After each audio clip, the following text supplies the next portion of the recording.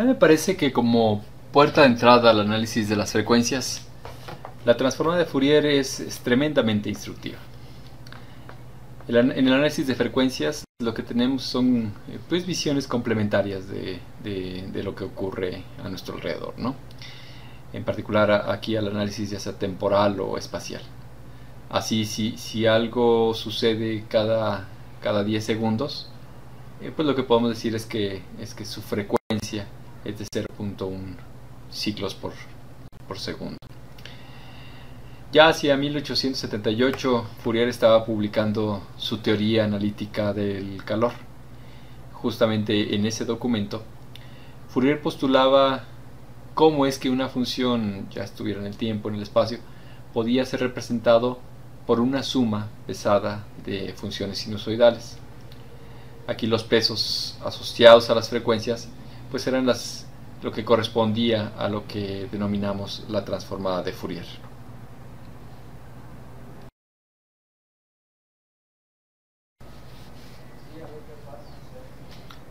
Una onda sinusoidal pues queda caracterizada por una serie de parámetros, ¿no? Pues por un lado su frecuencia o el número de ciclos por segundo, su fase o desplazamiento con respecto a una referencia y su amplitud, ¿no? La frecuencia, por su lado, a su vez también es el producto de dividir la frecuencia angular por 2 pi radianes, o es decir, la frecuencia angular es igual a 2 pi por f. En muchos casos es útil caracterizar qué es lo que ocurre cuando una función como el seno reacciona con otra cuya idealización corresponde a una duración infinitamente corta y cuya altura es infinitamente alta, digamos haciendo que la correspondencia entre la anchura y la altura de todos modos siempre redunde en que el área bajo la curva sea 1. Entonces tenemos una anchura que es infinitamente corta y una altura que correspondientemente crece hasta infinito en la medida en que esa función, que luego damos a dar a nombrar como la delta, tiene una área que es igual a 1 cuando se evalúa entre menos infinito e infinito. Pues bien, vamos a suponer que la función sinusoidal es convolucionada con la delta de Dirac para obtener lo que se conoce como la respuesta de la función al impulso. En general, pues lo que se tendrá es que la función sinusoidal ha cambiado de fase, se ha desplazado un poco. Hay una relación muy bonita entre funciones sinusoidales y la exponencial, que implica que esta segunda, cuando es elevada al producto de los números imaginarios por la frecuencia angular por el espacio, es igual a la suma del coseno del producto de esa frecuencia angular por el espacio más el número imaginario multiplicando al seno del producto de la frecuencia angular por el espacio.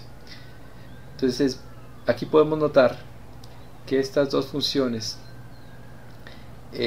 conforman una curva en el plano imaginario, el plano complejo, una curva que es el círculo unitario. Entonces pues tenemos representación de funciones muy relevantes como la exponencial, el número imaginario, coseno, seno, y todo en una relación que las hace permanecer en el círculo unitario. De esta relación pues también podemos tener el valor de el coseno y el seno en términos de funciones exponenciales, ¿no? A la hora que queremos obtener por ejemplo la representación del coseno de la exponencial como pues la suma de estas funciones armónicas. A la hora de sumar una variable con respecto a la otra, pues nos resulta que el coseno es igual a las exponenciales que estamos expresando.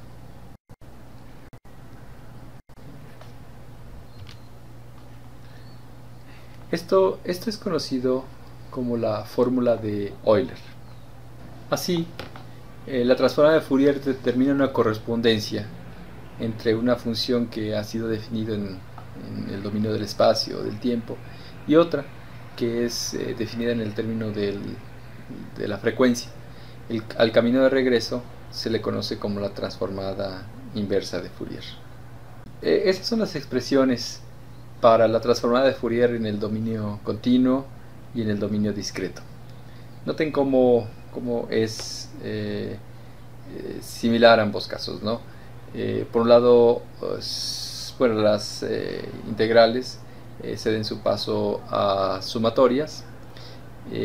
También es de notar que lo que estamos haciendo es una convolución de la función por la formulación de Euler para el círculo unitario en el dominio de los complejos para una cierta velocidad angular. En todo esto es conveniente recordar pues, que las exponenciales representan funciones sinusoidales.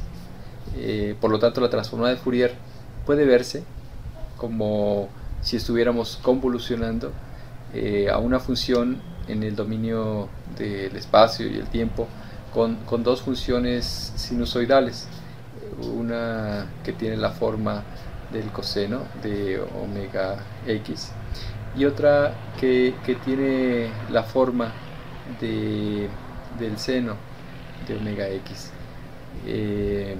pero ambas son funciones sinusoidales, solo que desfasadas 90 grados. Para hacer la distinción de los resultados de la información final, entonces lo que hacemos es que dibujamos a una en el eje de lo real y a la otra en el eje de lo imaginario. La transformada de Fourier tiene una gran cantidad de propiedades útiles que simplifican el análisis. Por ejemplo, pues la suma de dos funciones en el espacio-tiempo es igual a la suma, o tiene una transformada de Fourier que es igual a la suma de sus transformadas. El desplazamiento de una señal en el tiempo o en el espacio representa un cambio de fase en el plano complejo de la transformada de Fourier. También pues cuando se pone el negado del argumento en el espacio-tiempo es equivalente al conjugado de la transformada, o de otra forma negar el componente imaginario. Una propiedad que resultaba muy útil cuando las computadoras eran considerablemente menos rápidas que ahora y se quería optimizar el número de operaciones de punto flotante, es que la convolución de dos funciones es igual al producto de sus transformadas de Fourier. No es igual, sino que hay una correspondencia entre el resultado en un lado y la transformada de Fourier en el otro. También la correlación tiene una transformada que es igual al producto de la transformada por el conjugado de la transformada. La derivada de una función tiene un par de Fourier que es igual a incluir un término lineal multiplicando el número imaginario. El escalar en el dominio del tiempo o espacio es equivalente a escalar por el inverso en el dominio de la frecuencia. Si una función es igual a su conjugado, su par de Fourier tiene simetría en el plano real.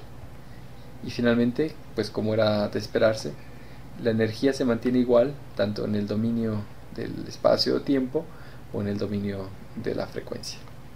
Yo siento que la mejor manera de ganar intuición sobre la transformada de Fourier es haciendo el ejercicio de encontrar la transformada de algunas funciones representativas, incluyendo, pues, por ejemplo, la función impulso, la función cuadrada,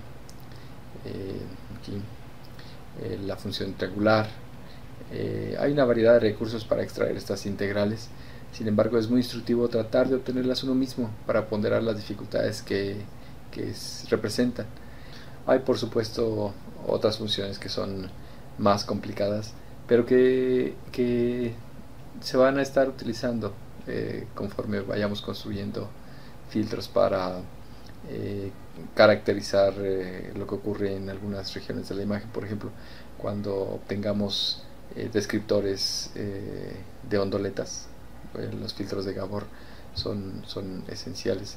Cuando expandimos el análisis de una dimensión a dos dimensiones, por ejemplo, la transformada de Fourier se comporta de la forma que hemos observado en cada eje, de forma independiente para cada uno, puesto que los ejes son ortogonales, no hay dependencia entre ellos.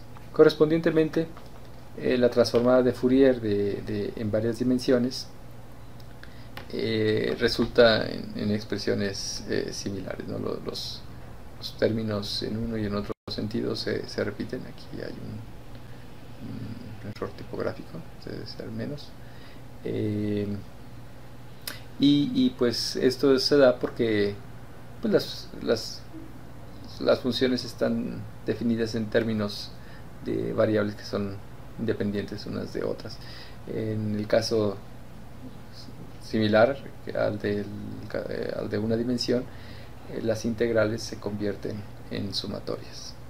El análisis de Fourier es la puerta de entrada al análisis de frecuencias.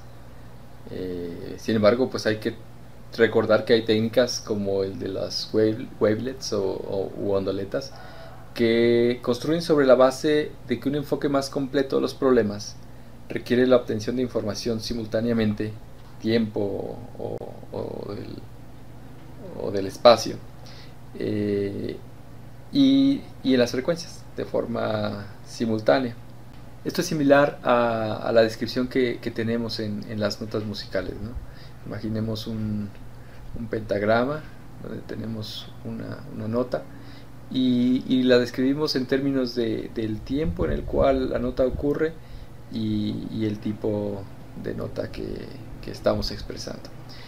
En el análisis de ondoletas pues se toma en cuenta algunas limitaciones del análisis de Fourier, como la necesidad de tener un soporte infinito en el cálculo, y lo convierte en ventajas al proporcionar resultados a diferentes escalas de espacio y tiempo y a diferentes frecuencias.